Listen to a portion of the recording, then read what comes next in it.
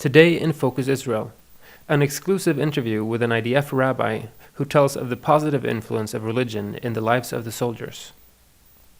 We try to make them see faces when they go to battle. Good evening and welcome to this week's news with Focus Israel. Before we go to Paul up in Jerusalem, let's do some quick news from Sweden. The Swedish journalist Donald Boström, who wrote the Blood Libel article accusing Israel for stealing Palestinian organs and selling them on the black market, has made him somewhat of an international star. Not too long after the article, he visited Algeria, where he spoke in front of the National Federation of Algerian Journalists, where he, according to Malaysian International News Agency, September 18th, concluded the following. Over 1,000 organs have been stolen. The victims were Palestinian martyrs, and the organ theft has been going on since the 1960s. Of course, as in the article in Aftonbladet, no proof was presented. But the Algerian authority, they were so impressed by him that he was awarded with a reward of $5,000. And the motivation was brave journalism.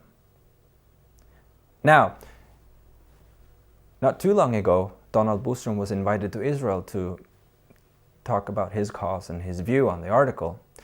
And after that, now the Haaretz, the Israeli newspaper, they present an article last week saying that Mr. Boström has had a change of heart and that he takes back a lot of the things. He says, quote, "The visit to Israel and the fact that I was part of a fair dialogue made me rethink the whole issue," unquote. Whether he is intending to pay back the $5,000, we don't know about that yet. And now, Paul, over to you up in Jerusalem. Thank you, Frederick. Intensive rumors from both Israeli and Palestinian sources now claim that the Israeli soldier Gilad Shalit, who was kidnapped by Hamas terrorists in the summer of 2006, soon will be released. For almost 1,250 days, Shalit has been in captivity in Gaza. Outside of Prime Minister Benjamin Netanyahu's residence, activists keep his memory alive. However, Hamas demands that Israel release closer to 450 terrorists in exchange for Shalit, many of them convicted to life in prison for mass murder of Israeli citizens. The critique against the potential exchange of prisoners is strong because of this, since previous prisoner exchanges have resulted in an increase of Palestinian terror. The news program Aktuellt on Swedish Public Service TV recently aired a feature which claimed that an uncompromising religious rhetoric has become more common among rabbis serving in the Israeli Defense Forces, IDF. The feature further claimed that no representative of the IDF rabbinate wanted to comment on the criticism. However, the IDF rabbi Shlomo Vilk gives a different view of the situation. As the only European news program, Focus Israel can today give its viewers a better idea of the role of religion in the lives of the Israeli soldiers. We have in our school 350 students from grade 9 to grade 12, sorry. All of them will join the army. We were rewarded by the army because our students, over 80% of my students, will join fighting units in the army. I'm trying to give them courage. I'm trying to tell them that God is with them and they should feel that someone is observing them. And this is mostly what we do, actually giving them faith. We try to make them see faces when they go to battle. We try to make them see people when they fight them and not just enemies. And then I think maybe one day this what will make them moral soldiers. And even if they fight, and even if, God forbid, they have to kill, they still see faces and understand what they're doing.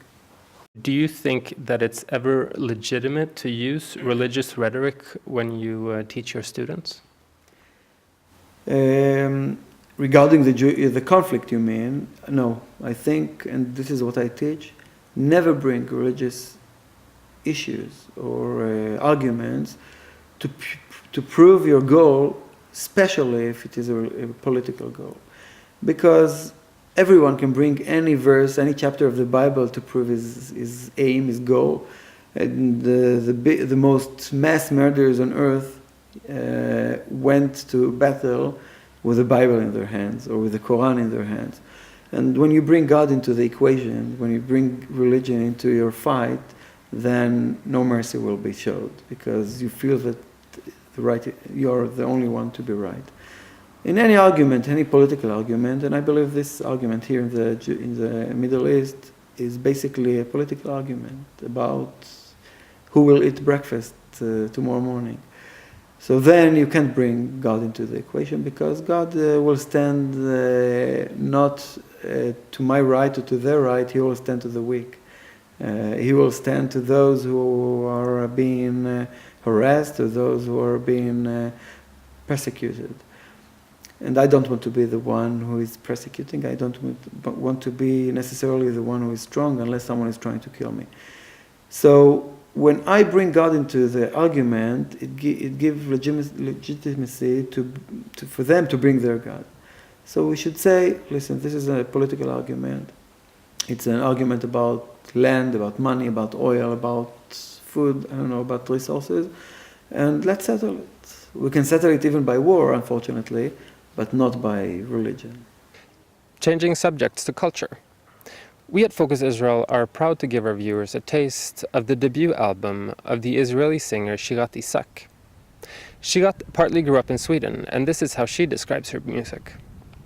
I would call it folk rock, but it's kind of a mixture. It has some Israeli sound in it, obviously, American, a lot of guitars, very folky, very, it's like flowing. I lived in Sweden 19 years ago. My dad used to work there, and my dad is Danish, and we lived there for 2 years. I was young, but I remember it as a really, really nice experience. Everything was different from here, much bigger, and the culture I really connected to. I even remember songs in Swedish that came to me later. Which songs? Magnus Uggla. There's a country lost, the moon grows in its reeds, and all that died of frost now is alive and sees. We see 'cause we have eyes, each eye on earth is bright, and the night belies this child's gift of sight.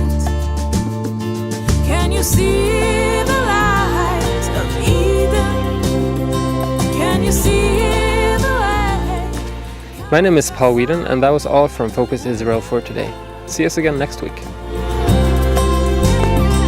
And I remember